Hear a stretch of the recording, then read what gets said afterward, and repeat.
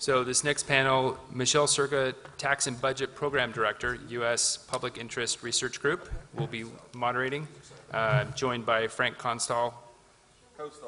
Kostal. I'll get it right someday. Kostal. Frank Kostal. Only known you for 6 months. I know. Director, Public Policy, Ohio Treasury Office, and Dave O'Neill, Director of Communications, Franklin County Auditor's Office. Thank you, everyone. All right. Hi, everyone. So you've probably heard a little bit about the work that USPIRG does, but I'll first just give myself a brief intro here. So I'm Michelle Circa, like Sean said, and I'm a Tax and Budget Program Director with USPIRG. And for the past about 8 years, barring 1 year, we've released Following the Money, which is a 50-state review of state spending transparency websites. And we essentially decided to put together this report and to really create a criteria to define transparency, because every single dollar that a government uses is someone's dollar, and we believe pretty foundationally that citizens deserve to know how their tax dollars are spent, and the best way to do that is to put this information online and actually have real standards for what putting information online should look like, not just a data dump, not just putting a bunch of PDFs up. Actually creating, a website that's comprehensive, one-stop, bulk downloadable, machine readable, and accessible to an ordinary person, user-friendly. And Ohio, for the past couple of years, about the past 3 reports now, has been the leader when it comes to state spending transparency. So I'm glad to finally actually get a chance to come out here as my first time in Ohio and get a chance to talk to folks about what are the next steps for Ohio. And really, from my perspective, working for a national organization, how can we recreate what's happened here in Ohio in all the other states that are, either lagging behind or really struggling to get to that next step, that next level of transparency. So specifically, one of the biggest barriers I've found in across states that are struggling is agencies and governments often have their data trapped in bureaucratic silos. They're going through different accounting systems. They're, operating in different jurisdictions. And there is, that's really the #1 barrier that states have pointed to for why they're failing or why they're struggling to keep up with the technology. Ohio has, again and again, not just hit our standard when it comes to breaking through those silos, but often just leapfrogged right over our standards and taken it even a step further. So I'm, excited here to talk about interagency and intergovernment collaboration, how you got to this point, what have been the struggles, and how we can really recreate this in other places. So I'll let you guys introduce yourselves here. Frank Kostal, I spoke earlier, so hopefully Everyone knows. Everyone here has heard me, so I'll be short. I hope this works. Nope. I know. Awesome. My name is Dave O'Neill. I am the Director of Communication for the Franklin County Auditor's Office, and I don't know if some of you don't live here in Columbus. We are in Franklin County right now, and apologies to any folks up in Cleveland. We are now the largest county in Ohio. So that's one stat I like to use about Franklin County. I think Columbus is sort of interesting, being a state capital, and it's also in the largest county in the state. So the collaboration between Frank's office and our office has been quite natural over the past few years. Great. So I'll just jump into some questions. So what parts of actually building an effective infrastructure for government spending transparency and open data required the most interagency collaboration and cooperation? Like, where were really the key points where you had to sit down and work together with different offices? I alluded to it earlier a little bit, but we kind of got lucky at the State Treasurer's Office because we have this central repository of data known as OAKS, the Ohio Administrative Knowledge System. It's the state's ERP system that all the agencies and departments use, and so naturally, being the state's bank, we have access to that. In other states that you well know don't have that, and so when they're trying to develop a comprehensive transparency initiative or program and they're trying to pull in data, many times they have to go out and request it. And then like Catherine talked about earlier, I mean, public records request, you do it to one agency, you might get it in a week. You do it to another agency, you might get it in a month. Third agency, you have to call them every week. Thankfully, we didn't have to go through that. And thankfully, Ohio was ahead of the curve in having that standardized, uniform chart of accounts that the Office of Budget and Management provides. And so there wasn't a ton of collaboration. I think for the most part, OVM does a great job of posting and displaying a ton of information on their website. So really it was just verifying the data, formatting it, and then developing the interface that we wanted. So right off the bat, there wasn't a ton just because we had that good data source. But moving forward, we wanted to make sure that we're not making a ton of enemies out there by posting all this information. Counties are very similar. If a county auditor decides to implement a program to showcase spending for all the different departments, they don't want to make frenemies of all the department heads that they have to work with. So communications, definitely a big part of it. Letting people know, hey, we're putting this stuff online. What should we look out for is a very common question to ask department heads for confidential personal information. So that's at a state level. I'll let Dave talk about the county level, and then we can get into the local side of it if we want. Yeah, what was really nice throughout the entire process, really starting at the end of 2014, beginning of 2015, was how easy it was to work with the treasurer's office regarding this information, regarding this fiscal data. You mentioned, there are different software systems for accounting, and just you are throwing together a whole bunch of different ways to present numbers. And the nice thing about the treasurer's office was they told us, just give us the information and we will make it work. And that was such a relief for a lot of the people in our fiscal department because when they are told, hey, we're going to start this new program where we put all our information out there, and they automatically think, oh God, that creates so much more work for us, when really it did the exact opposite. Frank mentioned a little bit about public information requests. I deal with questions from the media, on a daily basis. And, 5-6 years ago when I was asked, hey, what does so-and-so in the sheriff's department make? Or, what do the 3 county commissioners make? I had to go to somebody. I had to get that number. If they weren't in the office, it took a little bit longer. And journalists can be surly. They can sort of get impatient. I kind of want to be as quick and efficient with them as possible. And it's just so nice now.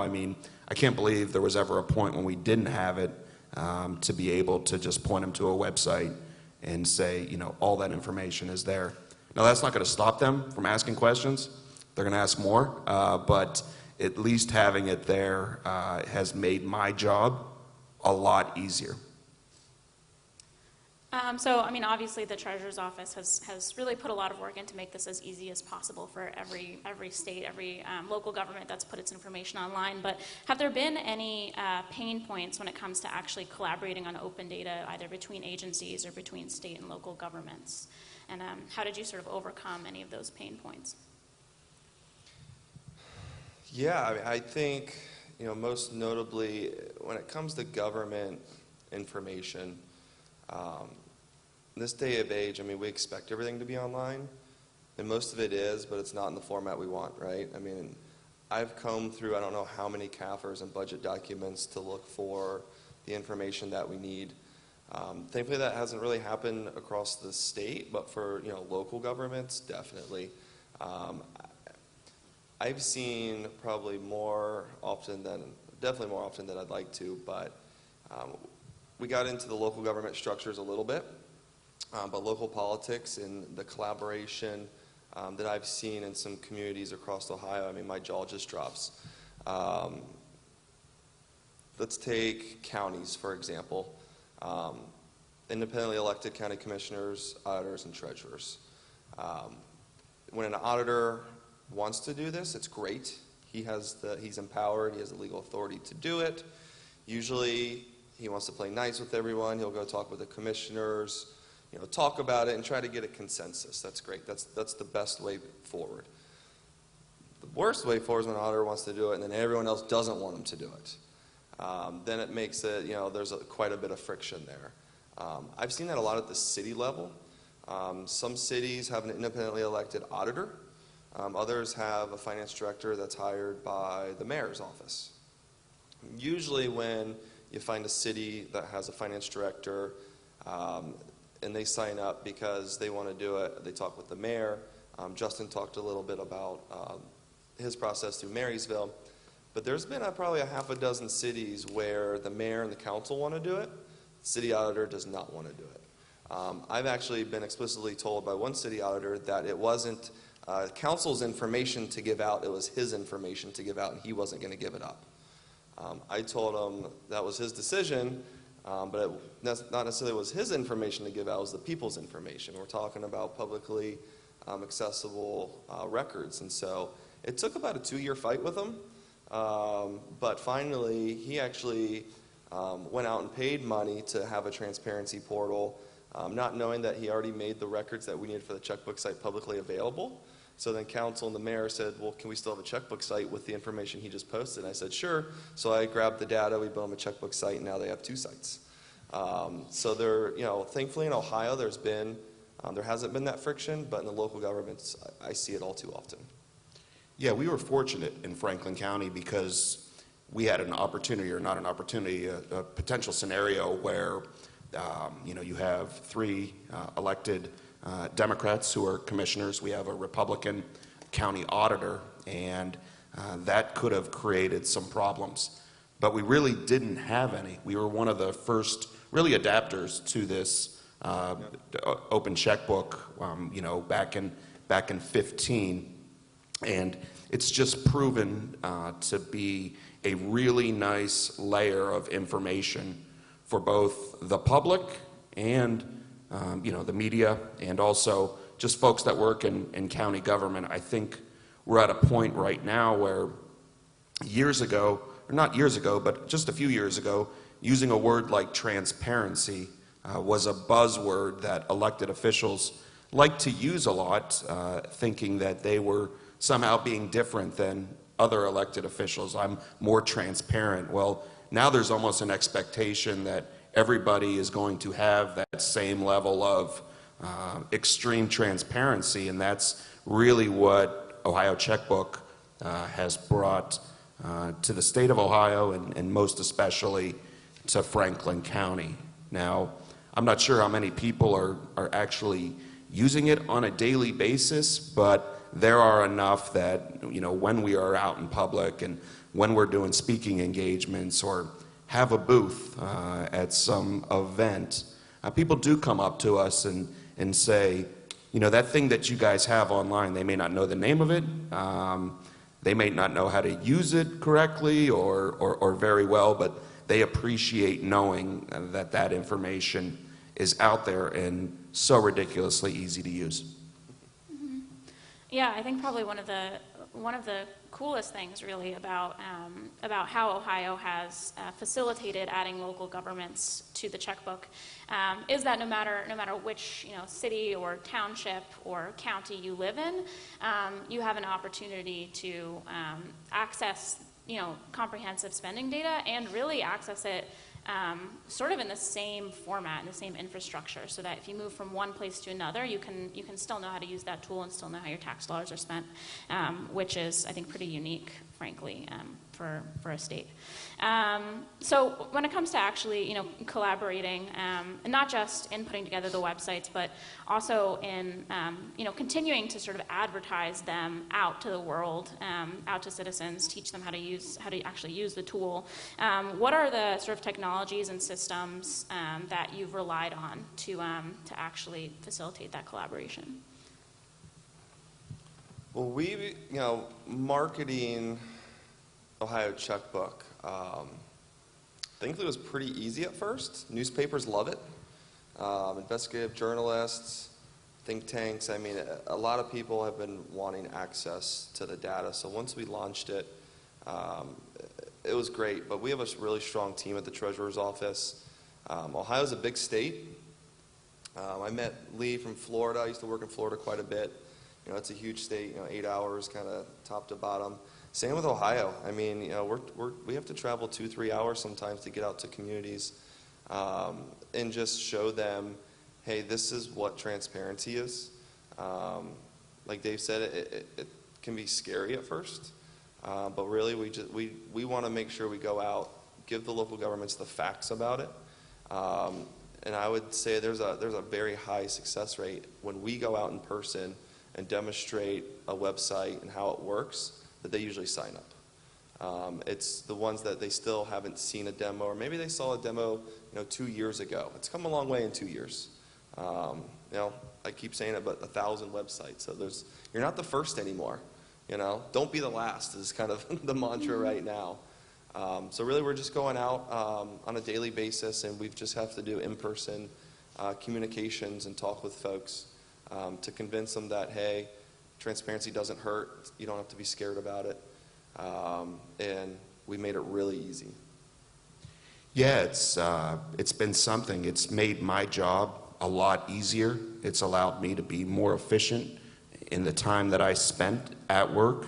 Again, I know I mentioned it earlier, but I'm no longer running around trying to get data from 3 different people in my office. And then that data that I'm getting them, if it's, say, for example, today is May 23rd, that data may only be through the first quarter of the year, or it may only be through April. With Ohio Checkbook and things of that nature, you're able to give them the most up-to-date data that is available. And so when I say it's made my job easier, it's just allowed me to do more than track down numbers for reporters. In Columbus and Franklin County, we have 4 television stations, a major newspaper, a few important weekly newspapers, 2 or 3 news-focused radio stations that are calling our office on a daily basis. We are the fiscal watchdog of the county. We are the largest county in Ohio, so there are a lot of questions about where is our money being spent, who's making what, where is this money coming from, and when you're just able to tell somebody, it's right here, take a look at it, it's incredibly easy, and I know I keep repeating myself, but I'm just glad that this thing came out when I was working in the auditor's office, because it's just made my job so much easier. Yeah, we focused a lot on the financial transparency side of open data today. Checkbook, obviously, and really that's just the expenditure side. Some people want to see the revenue side. But in my opinion, when it comes to open data and collaboration, I see it a lot. I think Cincinnati is one of the only cities in Ohio that has an open data policy enacted.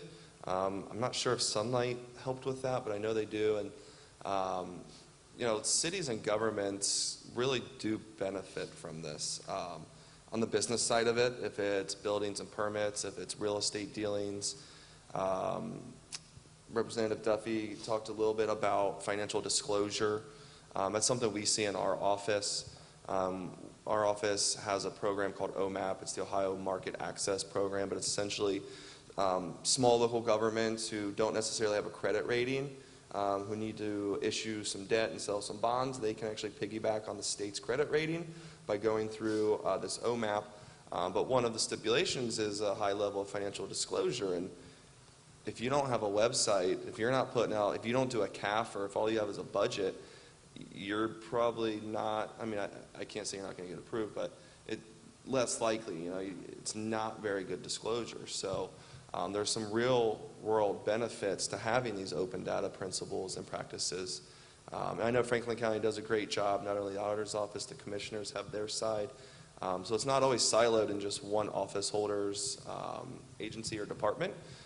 It can be government-wide. So each department can do their own, but I think it takes a leader in each government to really make sure it all comes together. Yeah, and I think just one more thing, there's a public expectation now that this information is going to be out there. And then in Ohio as well, I think we have some of the most liberal sunshine laws, in the country when it comes to public information requests and things of that nature. So in Ohio, there really is just a heightened sense of whatever you guys are doing in the public sector, we should be able to know exactly what that is, and the website really helps with that aspect of the public's expectation of public officials. When the treasurer was first talking about just the idea of the state's checkbook, and then right after we launched it, he used to go out and say, do you want to be a taxi cab or do you want to be an Uber? Do you want to be Blockbuster or do you want to be Netflix? I mean, and we talked about it at dinner last night. I mean, I don't write one personal check a month anymore. Everything's online. So I pay all my government taxes and fees online, water bill. That's just the way it's going. So people are demanding it. And so governments need to realize that this isn't going away. The folks across the street, it's not going away. It's going to be around forever. It's only going to grow. So we do need to come together, collaborate, and make sure we do it correctly. So USPIRG has been working over the last few years to really shine a light on some sort of traditionally off-budget expenses in local governments, things like special districts, quasi-public agencies, public-private partnerships, economic development subsidies. The funnest governments. All of those things. And we have been really pushing state governments to incorporate, or at least create a system to incorporate some of those types of governments, local government bodies, into the checkbook. I know that Ohio has taken some real steps forward in that regard, and I'd love to hear a little bit more about what it's like working with those governments. What are some of the sort of unique aspects of working with such smaller government bodies? My team, some of them are here, probably have some great stories. They're tough. I mean, honestly, sometimes you go in and sometimes they don't even realize they're dealing with taxpayer money. Sometimes it's really hard to find that champion. We went into the Ohio Water Development Authority, and they said, well, we didn't think we were, could be a part of this. And thankfully, they were very interested and very supportive. And then I would say, I go back to the local government number 3,900. I believe there's roughly 700 to 800 of that are the special districts across Ohio. Some of them are very, very small. I mean, some of them might only do tens of thousands of dollars of transactions, so they don't think they should be a part of it, which is tough. So getting in touch with them is always a struggle, but then convincing them that, hey, you guys should be a part of this. And then I guess the third kind of hurdle, they don't always have great access to the data as well. A lot of times these special districts will run through the county. Maybe Dave can speak to this, but soil and water conservation districts, port authorities. I forget how many port authorities there are, but when I first heard of port authority, I thought it should revolve around water. But no, that doesn't exist. They can be developed anywhere. And then airport authorities. So, every county kind of has a little airport. Not a whole lot of money. A lot of them have handwritten ledgers, so getting the data out is very tough. But I would say the larger ones that we have approached have been receptive. We have a couple regional transportation districts that are coming online.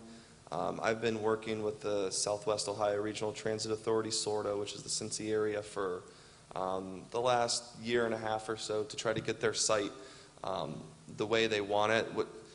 And what's tough is their funding mechanisms change as well. And so definitely in Southwest Ohio, it's difficult. But we try to work through them. So as soon as they can get us a file, we load it up and review it with them and try to make those necessary changes. So. Yeah, I think Frank did a nice job of discussing what those special districts look like and the unique challenges that they present. The state treasurer's office and in our office, the Franklin County Auditor's Office.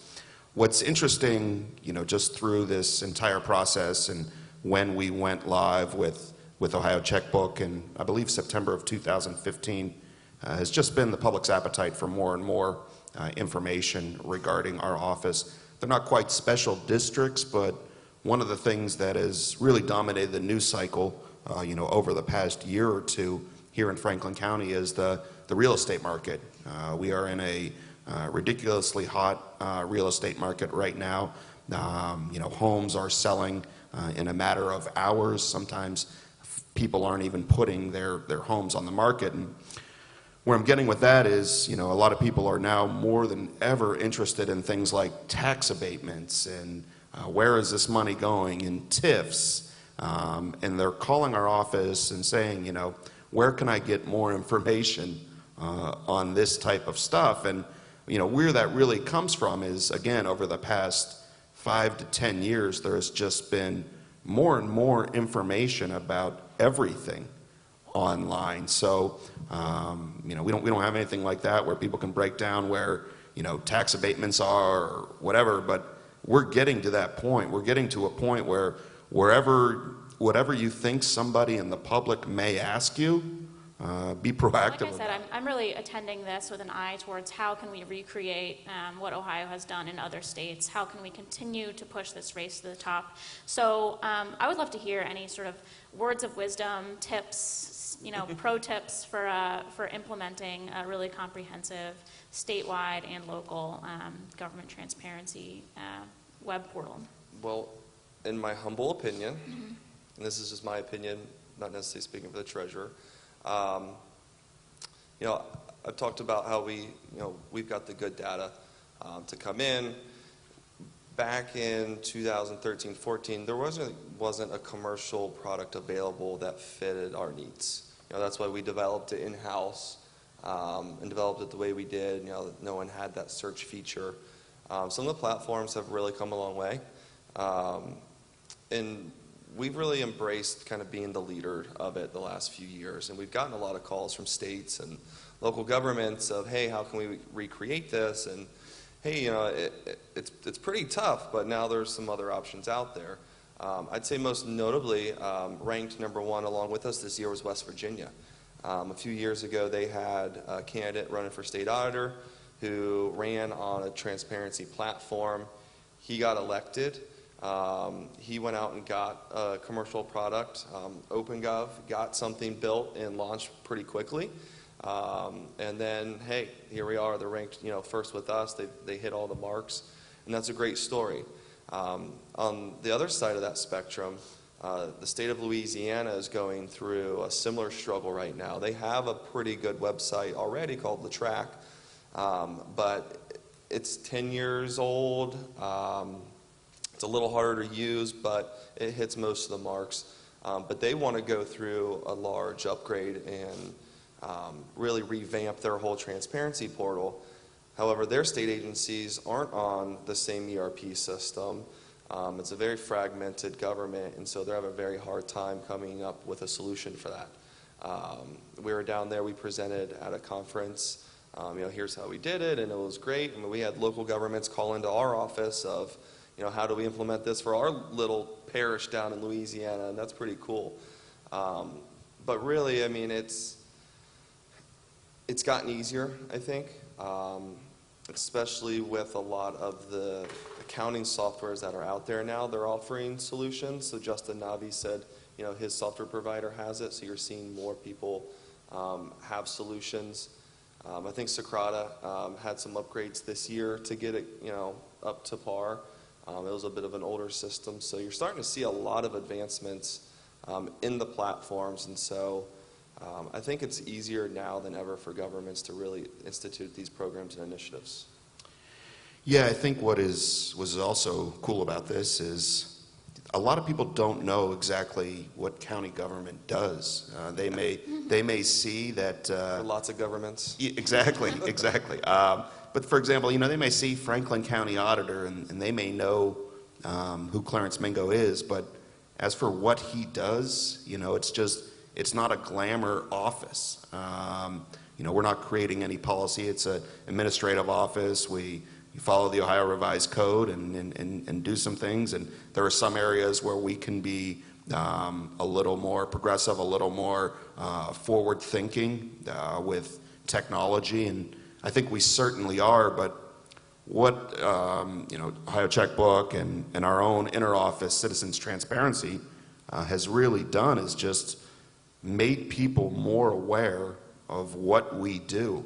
And that sounds simple, but it's important because now people know where to go to get the information that they most desire. Our website, we say we have a lot of nosy neighbors on our website. When you go to our website, you're able to, look at your property, see how much it's worth, see how much you paid for it, see how big it is. Well, the problem is you're also able to go to anybody else's property and do the same thing. So we get a lot of traffic to our website, around 8 million hits a month, and having this additional information out there about fiscally where the county's at and what the county is spending on, where the county is taking in money, it's great. People are more educated now than they've ever been because there is such a wealth of information out there that they can consume.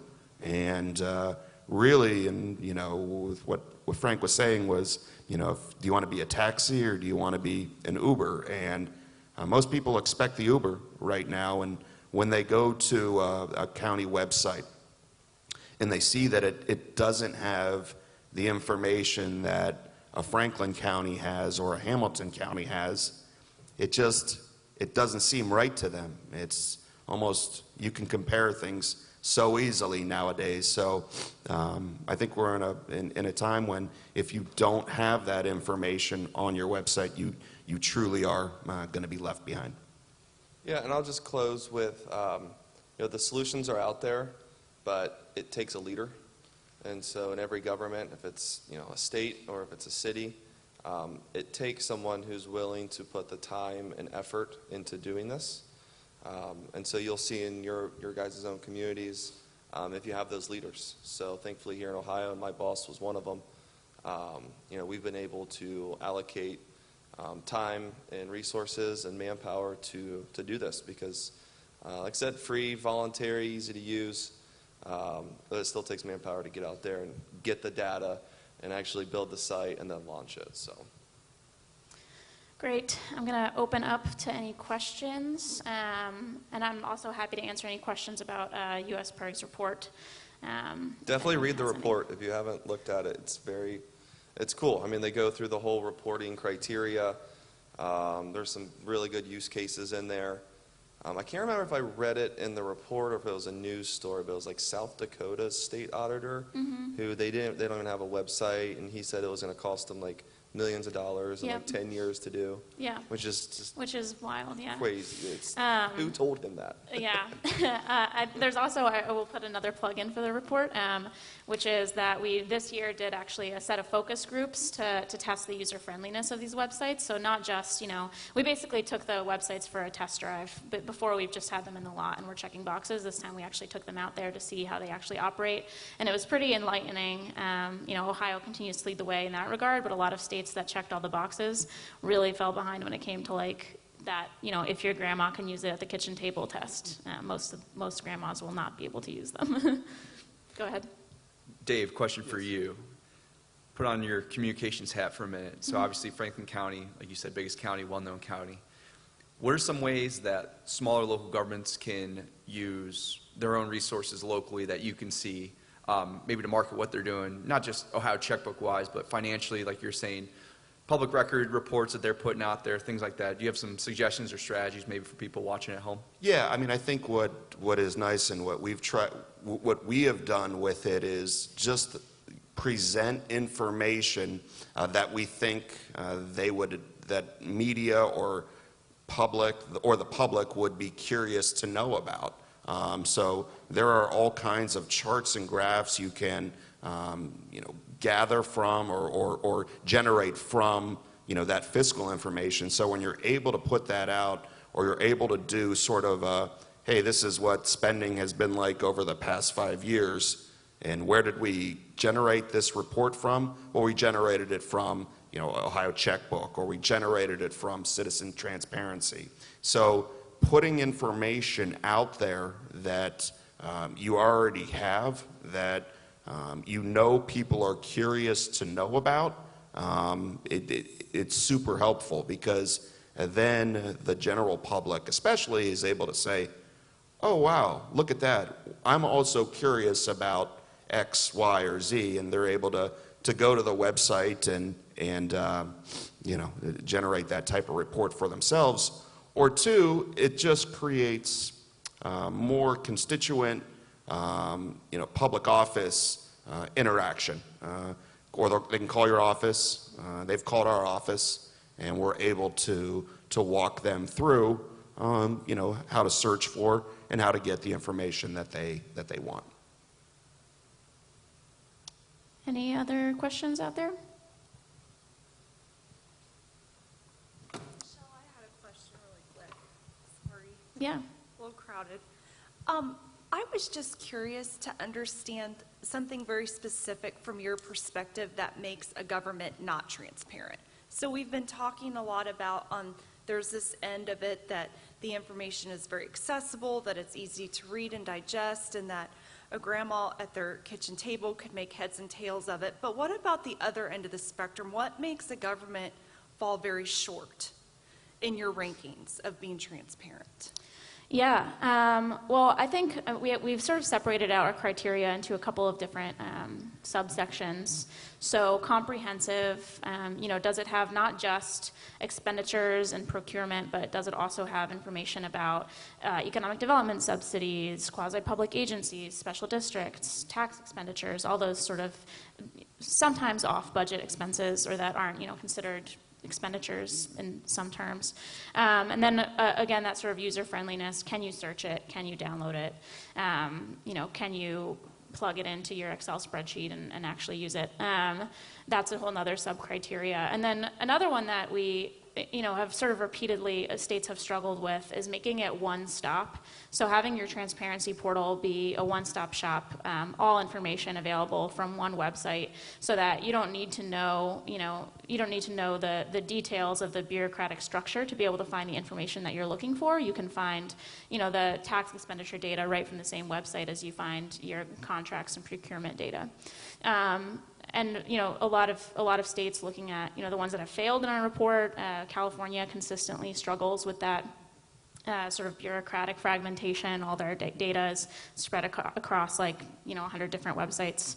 And then a lot of states are still not including enough information about things like economic development subsidies, which are tax dollars essentially.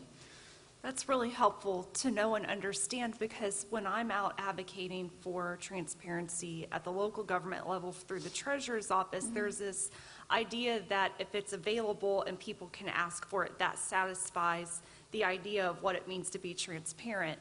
And I really appreciate your work and what you're doing to step up to the plate, because obviously that is not a satisfactory definition of transparency. Yeah. If somebody has to come into the office and ask for it and get a stack of papers 1,000 pages high. Yeah, I've had folks tell me oh, well, they can just come to our office and sort through the file cabinets. It's like, nobody is going to do that. Right, I hear that every day, and it's almost like they are relying on the idea that if it's available and they're to ask for, then that is being transparent. So thank you for helping to paint that picture. Yeah, my pleasure, for sure. Yeah, we always like to say that the transparency should be proactive, not reactive. It should be available now. It shouldn't be available when you ask for it or when there's a giant scandal and everyone's freaking out and needs information. Anyone else? Going once? Great.